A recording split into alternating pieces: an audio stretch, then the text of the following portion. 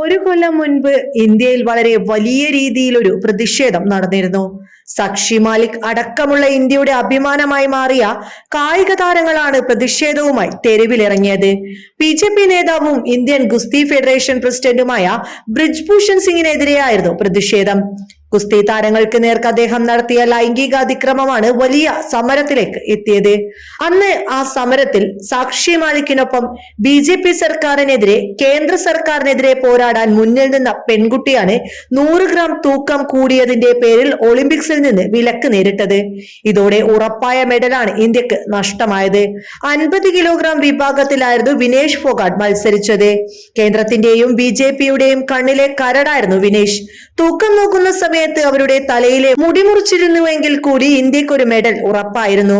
പക്ഷേ Indian Olympics കമ്മിറ്റിയുടെ ഭാഗത്ത് ഗുരുതര വീഴ്ചയാണ് സംഭവിച്ചത്. അപ്പീലിന് പോയില്ല എന്ന ഗുരുതര ആരോപണവും കമ്മിറ്റിക്ക് മേലുണ്ട്. കമ്മിറ്റി വിനേഷ് ഫോഗാട്ട് മെഡൽ നേടരുത് എന്ന BJPയുടെ താല്പര്യത്തിനൊപ്പം നിന്നു എന്നാണ് ഉയർന്നുവരുന്ന ആരോപണം.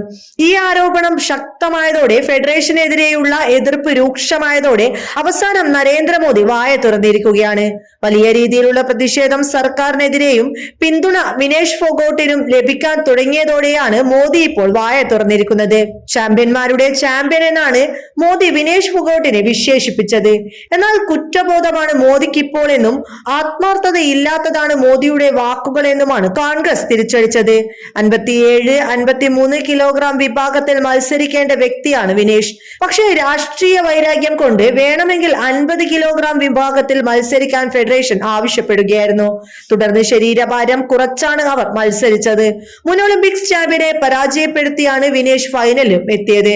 എന്നാൽ കമ്മിറ്റിയുടെ ഗുരുതര പിഴവ് മൂലം വിനേഷിന് മെഡൽ നഷ്ടമാവുകയായിരുന്നു. ഇതിന് പിന്നിൽ ഗൂഢാലോചന ഉണ്ടെന്ന് തന്നെയാണ് ഉയർന്നുവരുന്ന ആരോപണം. മാനസികമായി തകർന്ന് വിനേഷ് ഇപ്പോൾ വിരമിക്കൽ കൂടി പ്രഖ്യാപിച്ചു. വലിയ പിന്തുണയാണ് അവർക്ക് ലഭിക്കുന്നത്.